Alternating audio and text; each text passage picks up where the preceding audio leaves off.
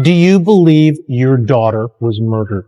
A grieving father sat in front of a camera, staring directly into the world's eyes, repeating the one question Hollywood seemed determined to silence for more than a decade. He spent years repeating it. He died still demanding an answer. And the man tied to his daughter, the man she shared her life, career, and love with, has never publicly responded to the question that father refused to stop asking. Party stories, they're our favorite genre of anecdote. If Oh, you really? have one, yeah. Wow. Okay, I've got a lot I can't tell. So, can't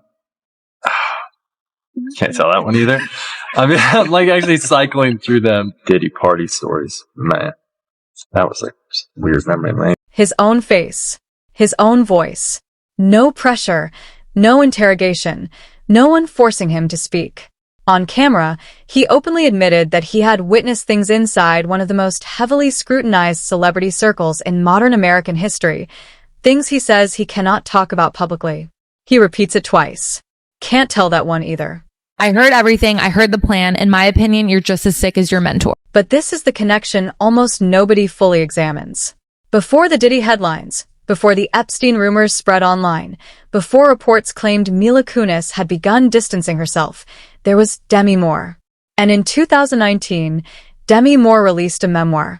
What she wrote in that book, under her own name and through a major publisher, about one particular man may explain far more than people realize. To understand how someone falls this far, this publicly, you first have to understand how carefully they were elevated in the first place. Ashton Kutcher came from Cedar Rapids, Iowa, a working-class background, no Hollywood bloodline, no powerful mentor opening doors for him. In the late 1990s, he was discovered in a bar and suddenly entered the modeling world. Calvin Klein, Abercrombie & Fitch, massive campaigns selling youth, charm, and effortless cool. Before audiences knew his name, they already knew his face. But one detail keeps resurfacing when people revisit those early years. Abercrombie & Fitch was owned by Les Wexner, the billionaire behind L Brands, Victoria's Secret, and Bath & Body Works. Wexner later became infamous for his ties to Jeffrey Epstein, even granting Epstein power of attorney over his finances and control over a Manhattan mansion that investigators would later connect to Epstein's criminal network.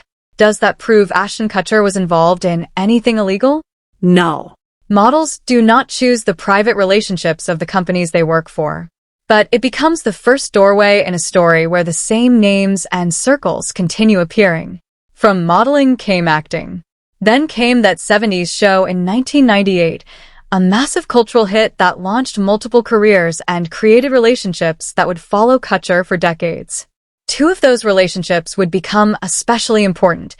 Danny Masterson, whom Kutcher repeatedly described as a close friend and role model, and Mila Kunis, who was only 14 years old when the series began. And I was a 14-year-old little girl, and I was extremely scared for my life. Sure. And he was very nice about it. He was like, oh, don't worry. So I was like, okay. Then Danny goes to him and goes, dude, I'll give you $10 if you French kiss her. There was reportedly even a bet between adult men on set involving a 14-year-old Mila Kunis, something Kutcher later admitted he participated in. She's one of the girls that we're all waiting for to turn 18. Years later, he joked about it publicly on television while Mila sat beside him smiling awkwardly. To many viewers, that moment reflected the kind of culture surrounding them at the time, what people normalized, laughed at, and ignored. Then came another moment. While hosting Punk'd, a 25-year-old Kutcher introduced 15-year-old Hilary Duff in a way many people later criticized as inappropriate. ET uncovers the details behind Brittany Murphy's tragic end. The 32-year-old who gained fame in movies like Clueless, Girl Interrupted, and 8. He said it on camera, in front of producers, in front of an audience. And nobody stopped him. By the early 2000s, Ashton Kutcher had become one of Hollywood's biggest young stars. That 70s Show, Punk'd, magazine covers. He represented a new generation of celebrity fame. Then came Brittany Murphy. By 2002, Brittany Murphy was considered one of the brightest talents in Hollywood. Clueless had already made her unforgettable. 8 Mile proved she could stand beside Eminem on screen without disappearing in his shadow. She voiced Luann on King of the Hill for years. Industry insiders described her as someone with that rare, magnetic quality that cameras naturally gravitated toward. During the filming of Just Married, she and Ashton Kutcher began dating. To the tabloids, they looked like the perfect young Hollywood couple. Red carpets, magazine covers, glamorous appearances. The media sold them as a fairy tale. Then suddenly it ended. Within months, Kutcher was seen publicly with Demi Moore, the legendary actress 15 years older than him who would later become his wife. According to people around Brittany at the time, she was devastated by the breakup. And afterward, something in her career seemed to shift in ways people struggled to explain. My son is passed out. He was dizzy. He couldn't walk right. He's had a cold. Oh my God. He had this terrible laryngitis. And there was a period at about 3 o'clock in the morning, she was gasping for breath, and she actually said, I think I'm going to. The industry narrative quietly became that Brittany Murphy was difficult. Hollywood often uses that word in ways that can permanently damage careers, especially for women. It becomes an excuse to stop casting them, stop calling them, stop protecting them. By 2005, projects became smaller.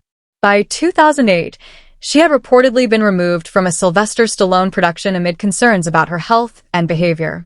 Friends described someone increasingly isolated and fearful, someone who believed she was being watched. Then, on December 20th, 2009, Brittany Murphy collapsed inside her Hollywood Hills home. Well, it's very suspicious, and I read the reports on the toxicology reports, and everything sounds very, very, very more or less suspicious. Reports stated she had been ill for days and never went to the hospital. In February 2010, the Los Angeles coroner ruled her death accidental, citing pneumonia, anemia, and intoxication from prescription and over-the-counter medications. No illegal substances were found. Just 5 months later, her husband Simon Monjack also died in the same home from similar causes. Party stories, they're our favorite genre of anecdote. If you really? have one, yeah. Wow. Okay, I've got a lot I can't tell. So, can't tell that one either. I mean, like actually cycling through them Diddy party stories. Man, that was like weird memory. Brittany's father, Angelo Bertolotti, never accepted the official explanation. He commissioned independent testing and claimed elevated heavy metals were found in hair samples. Authorities rejected those conclusions, and no criminal investigation was ever opened. Angelo died in 2019 still believing his daughter had been murdered. And then Demi Moore's memoir changed the conversation. 10 years after Brittany Murphy's death, Demi released Inside Out. What she described about Ashton Kutcher was not gossip from anonymous insiders. It was her own first-hand account. We are aware of the pain that has been caused by the character letters that we wrote on behalf of Danny Masterson. We support victims. At first, Demi described feeling loved and protected. She was 41. He was 25. She had been sober for nearly 2 decades when they met. In the memoir, she says Kutcher questioned whether alcoholism was even a real disease. Eventually, wanting to become the kind of partner she believed he wanted, she drank again after nearly 20 years sober. She described moments of humiliation, including waking up after passing out and discovering Kutcher had photographed her in that vulnerable condition. Then came heartbreak. Demi became pregnant but lost the baby nearly 6 months into the pregnancy. Then came the compromises inside the marriage that she later said deeply damaged her emotionally. Demi wrote that she agreed to situations she did not truly want because she feared losing him. Later, when she discovered he had cheated, she says he justified it by arguing their previous choices had blurred the boundaries of fidelity. Those are Demi Moore's own words from her memoir. And when people look backward at Brittany Murphy's relationship with Kutcher, some wonder whether similar emotional patterns may already have existed. Brittany never lived long enough to write her own story. Meanwhile, Kutcher also spent years moving within another world entirely, celebrity party culture tied to Sean Diddy Combs. Throughout the 2000s, Kutcher appeared at numerous events connected to Diddy. Red carpet photos and celebrity coverage documented his presence repeatedly.